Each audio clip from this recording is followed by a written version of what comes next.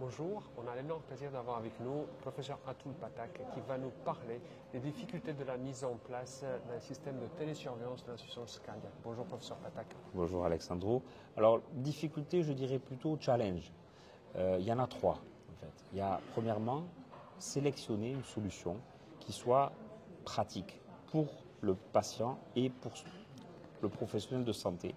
Parce qu'en fait, on a un arsenal très vaste dans les solutions de télésurveillance, de la simple application mobile à la solution très complexe, en tout cas très exhaustive, dans laquelle il y a la balance connectée, il y a une infirmière au bout du fil, il y a une plateforme d'évaluation. Donc d'abord, il y a le choix, et le choix, il va entre autres reposer sur ce que les anglo-saxons appellent la usability, on dit practicabilité en français, des mots un peu barbares, mais pour dire est-ce que c'est facile à utiliser.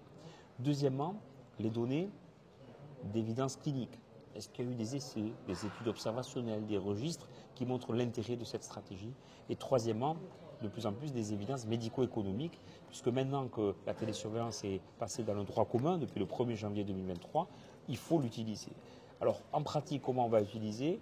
On choisit la solution, on la propose au patient et en fait, en fonction de son niveau, on dit de littératie digitale, sa capacité à s'approprier l'outil, on va choisir la solution la plus simple pour lui. Est-ce que c'est pour tous les patients? Ce sont des insuffisants cardiaques symptomatiques, classe 2, avec des peptides plutôt élevés, plus de 1000 pour le NT-proBNP, ou qui ont été hospitalisés dans les 12 derniers mois pour insuffisance cardiaque. Pourquoi? Parce qu'on va sélectionner des gens qui sont à risque d'événement. C'est eux qui vont vraiment bénéficier de la télésurveillance. Ensuite, on va choisir une solution qui ne va pas altérer notre quotidien de vie. Parce qu'on fait beaucoup de choses quand on est cardiologue et donc on a envie d'avoir une solution pratique. Donc ça peut être soit s'appuyer sur des solutions où tout est géré à distance et on est uniquement alerté lorsqu'il faut agir, à des solutions où on a envie d'échanger avec son patient parce qu'on pense que télésurveiller l'insuffisance cardiaque, ça fait partie de notre activité clinique quotidienne. Et troisièmement, je crois qu'il y a un enjeu autour de pourquoi on fait cela. Et ça, c'est un vrai challenge. La télésurveillance, ce n'est pas un médicament, ce n'est pas une diffusine, ce n'est pas un device. C'est une solution dont le bénéfice n'est pas nécessairement celui qu'on attend d'un médicament ou d'un device. On ne fait pas ça pour nécessairement diminuer la mortalité totale. D'ailleurs, peu d'études le montrent. Mais on fait ça pour améliorer la qualité de vie, pour laisser les patients à la maison, pour éviter qu'ils soient hospitalisés, pour les traiter précocement. Je comprends. Une question, je sais qu'en France on a plusieurs choix par rapport à l'Europe, dans l'Est de l'Europe ou l'Europe de l'Ouest. Est-ce qu'ils ont autant de solutions? Est-ce que la France a pu prendre un peu la tête de Pluton? Alors, les solutions, elles sont pléthoriques. Et d'ailleurs, durant le congrès, on a pu voir des solutions qui viennent de tous les pays du monde, hein. De la Hollande en passant par la Pologne, de la France en passant par la Chine. Chacun développe sa méthode, avec des niveaux de complexité très variables.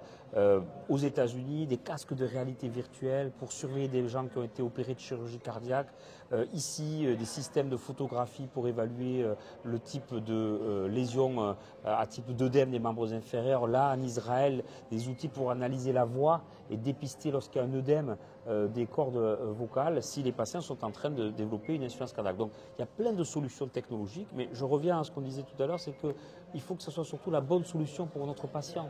Il y a des patients qu'on appelle digital natifs.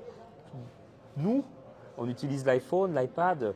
Si on était insuffisant cardiaque, peut-être qu'une solution mobile sur l'iPhone serait acceptable. Et puis il y en a d'autres qui ont besoin d'être rassurés. Donc ils sont contents de se mettre sur une balance tous les jours, de se mesurer la pression artérielle. Donc beaucoup de solutions, mais je crois qu'en fait, si la solution est disponible en France et qu'elle est validée, et alors choisir celle qui est la plus adaptée à sa pratique et à la vie quotidienne de nos patients.